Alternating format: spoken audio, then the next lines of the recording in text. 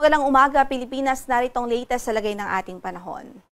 Apektado pa rin ng low pressure area ang malaking bahagi ng Northern at Central Luzon at sa maghapong ito ay halos patuloy pa rin ito magdudulot ng mga pagulan sa halos buong Northern Luzon o Hilagang Luzon at sa silangang bahagi ng Central Luzon.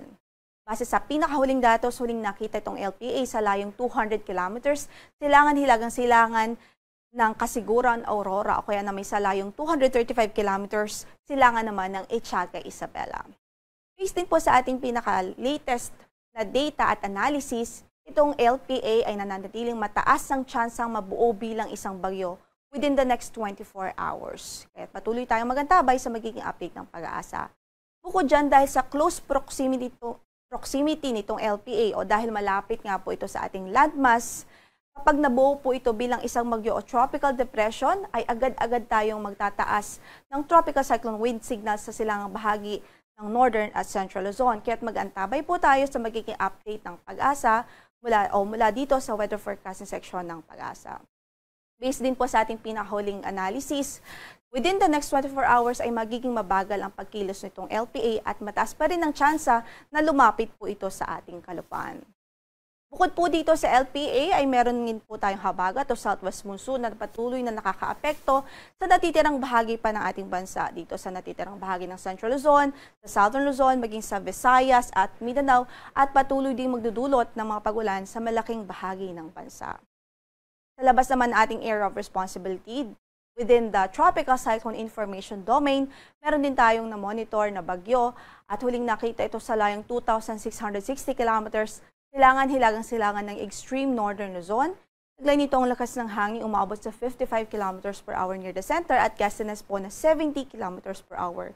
Kumikilos ito pahilaga-hilagang kanluran sa bilis na 15 km per hour.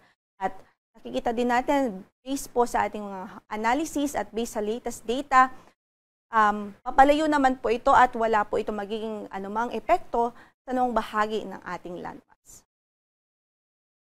Samantala, bisitahin naman natin ang climatological record ng mga tracks ng bagyo na pumapasok sa ating area of responsibility tuwing buwan ng Hulyo. At makikita nga po natin na ang ilang bagyo ay nag-cross sa ating landmass, nag-cross sa ating kalupaan, habang ilan naman ay dito generally sa extreme northern Luzon at ang iba naman ay nagre-recurve o towards northwestward and then eventually ay nag-northeastward.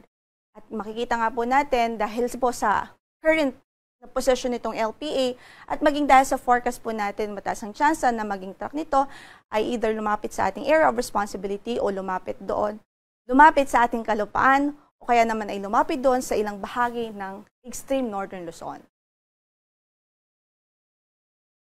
Samantala, in effect pa rin ho ngayon ang ating weather advisory sa ilang mga lalawigan sa northern Luzon.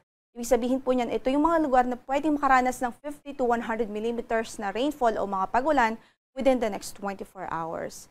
Ito po ang mga lalawigan ng Apayao, Cagayan, Kalinga at Isabela. At patuloy natin pinag-iingat ang ating mga kababayan doon sa mga posibilidad ng mga pagbaha at pagguho ng lupa.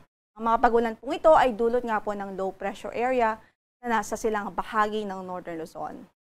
Samantala, bukas, posible pa rin ng 50 to 100 millimeters of rainfall sa Ilocos Norte, Apayao, maging sa Cagayan Province. Habang by Friday or July 4, inaasahan din po natin ang 50 to 100 millimeters of rainfall dito po sa Ilocos Norte, Apayao, Cagayan, maging sa Batanes Province.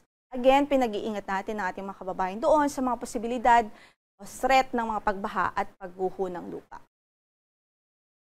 Samantala, para sa forecast natin sa araw na ito, dahil nga po sa LPA, mataas pa rin po ang tsansa ng mga pag-ulan o halos maghapon yung mga pag-ulan sa buong Northern Luzon, sa Ilocos Region, Cordillera Administrative Region at maging sa Cagayan Valley Region.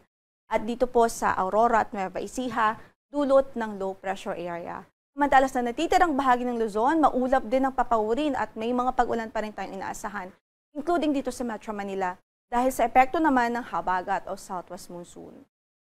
Sa Metro Manila, from 25 to 31 degrees Celsius ang inasahang magiging agwat ng temperatura sa araw na ito. Sa Baguio naman ay 16 to 23 degrees Celsius, 25 to 32 sa Lawag, 25 to 31 naman sa Tuguegarao City. Sa Legazpi City, 25 to 31 degrees Celsius, habang sa Tagaytay ay 23 to 30 degrees Celsius. Sa Visayas at Mindanao naman na ating forecast, patuloy pa rin magiging maulap ang papawirin sa araw na ito dito sa Western Visayas, dulot nga po ng southwest monsoon o habagat. Samantala sa natitirang bahagi ng Visayas, improved weather ang mararanasan for today. Sa Mindanao o malaking bahagi ng Mindanao, bahagyang maulap hanggang sa maulap din ang papawirin. May tsansa pa rin ng mga isolated thunderstorms lalong-lalo na sa hapon at gabi. At para sa ating pagtayo ng temperatura doon sa Tacloban, 26 to 31 degrees Celsius, sa Cebu ay 26 to 32, habang sa Iloilo ay 26 to 30 degrees Celsius. Sa Puerto Princesa naman ay 25 to 31, 24 to 31 sa Cagayan de Oro, 24 to 32 sa Davao City at 24 to 34 sa Zamboanga City. Bigyan din ho natin ng pansin na magiging 4-day forecast natin o posibleng maging lagay ng ating panahon in the next 4 days. So by Thursday to Friday, mataas pa rin ang chance ng mga pagulan sa malaking bahagi ng Luzon at Western Visayas dahil sa epekto ng low pressure area at ng southwest monsoon o habagat. Samantala, by Saturday to Sunday, mataas din ang chance ng mga pagulan pa rin sa halos buong Luzon pa rin at Western Visayas dahil naman sa patuloy na epekto ng habagat o southwest monsoon. Sa kasalukuyan, wala rin po tayong gale warning na nakalaasa namang bahagi ng ating mga baybaying dagat.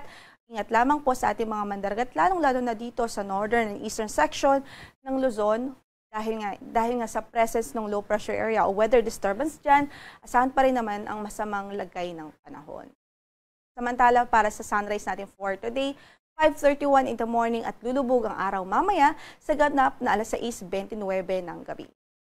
Ito po si Lori de la Cruz Galicia. Magandang umaga po.